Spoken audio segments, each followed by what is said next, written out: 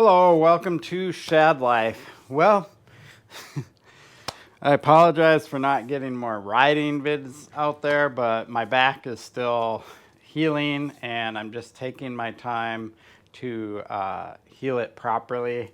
I did put my Cosmic Stallion on the trainer and I'm able to ride Zwift, but that's pretty much all the riding that I'm going to do for a while. But Global Fat Bike Day is coming.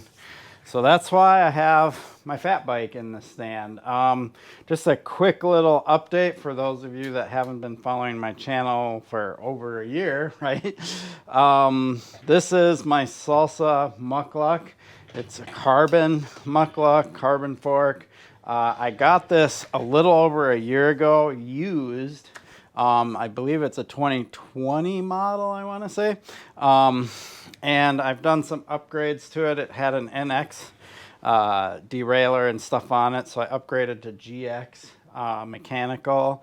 It had guide brakes on it, and the guide brakes were just so gunked and rusted and just didn't work very well. I did a video where I was trying to get them to work better, and they temporarily worked a little better, and then they just went to crap again. So I took the June Tech brakes that I got off of that Poseidon Norton, because I kept all the parts on the Poseidon Norton. I did give away that frame, and I will do a video on that because the guy that won it sent me photos of it all built.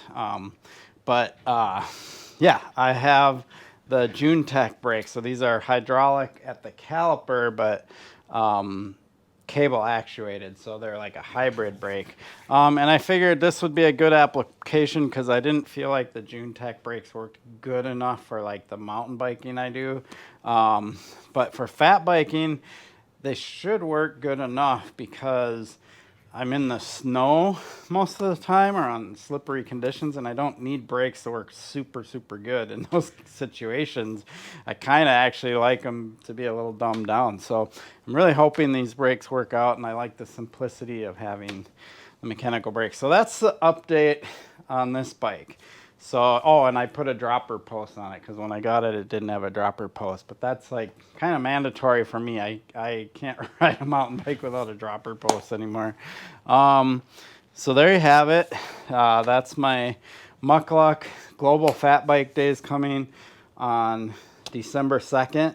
So my plan is to really be, take good care of my back, keep doing PT and so on, and I'll be able to do Global Fat Bike Day. I can ride as long as I'm seated and not doing a lot of jumping or effort. So at least for a couple of weeks more, then I should be able to get back into my regular riding schedule. Although winter will probably be full force then, so it'll be fat biking. Again, why I have this here.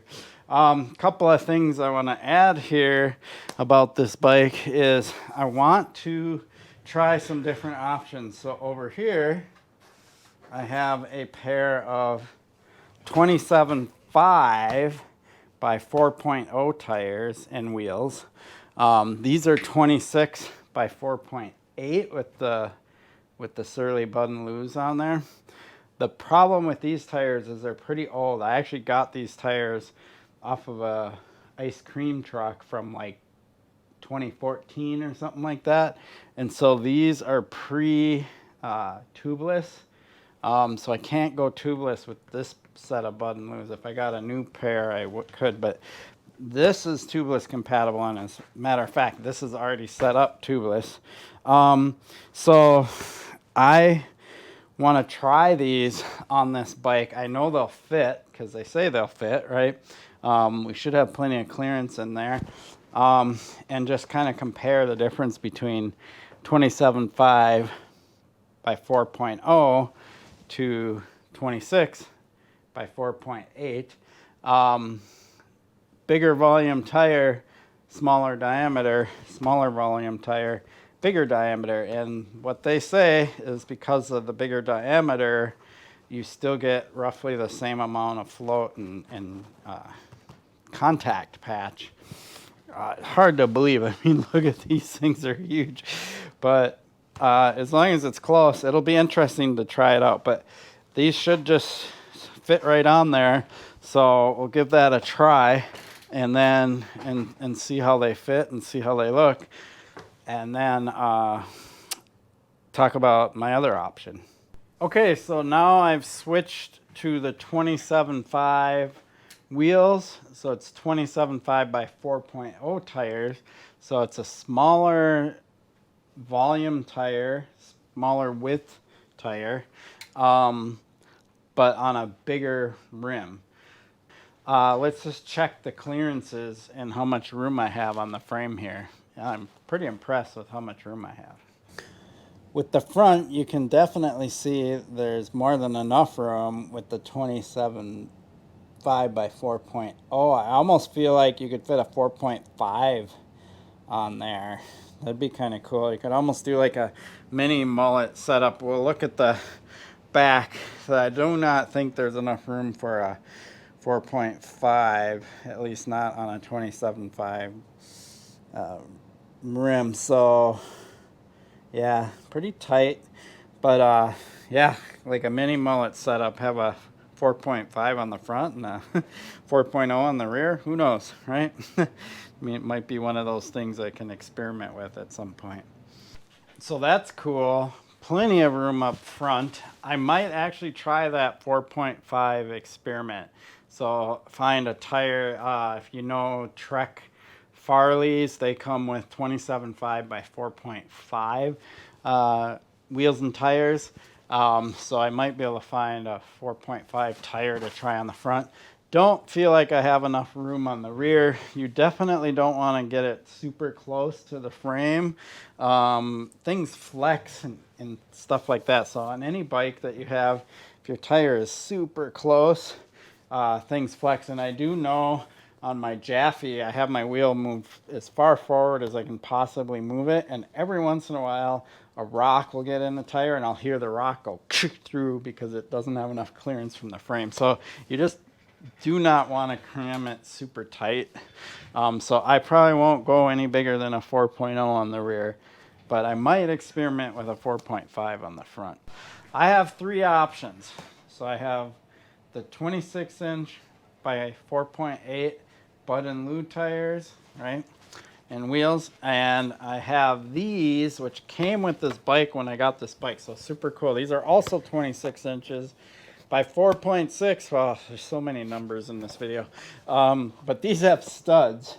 So if I need studs, I can put these studs on my 26-inch rims and run those this winter. I don't like to ride studs, but what's happening is we're doing a lot more freeze thaw cycles now. It just seems like that's the way life is nowadays. So I'm gonna have to give in and go studs if I want to ride my fat bike more this winter. So I have studs. I'm excited to try these 27.5 wheels out on my Mukluk. I'll put a little video right up here in the corner. That's the Salsa Bear Grease I test rode last winter. And that had these wheels on it. So that bike felt faster to me for some reason, and I don't know why. Probably if it was just the wheels. So I'm very curious to know if this bike will now feel a lot more like the Bear Grease, because I have the bigger wheels on it. Because if you look at the geometry charts between the Bear Grease and the Mukluk, both made by Salsa, right? They're really close. They're almost identical geometry-wise. So I kind of don't understand why there's two different frames with almost the exact same geometry, but it is what it is. So Global Fat Bike Day, December 2nd. Check your area. See if there's any events in your area if you have a fat bike and you can join one of the rides. I know here in Minnesota we have a bunch of events all over the state. I will be going to the Minnesota River Bottoms event on December 2nd, and I hope to ride these wheels, but it's all going to depend on what the conditions are. I don't know what the weather is going to be like December 2nd or what's going to lead up to it right now we still have no snow on the ground. We had a brief bit of snow and it all melted, and now we have nothing, so I don't see any snow in the forecast. So might be riding on dirt. If so, I'm gonna run these. These should be pretty good for dirt riding. There you have it. I really do appreciate your support for my channel. Please like and subscribe. Peace.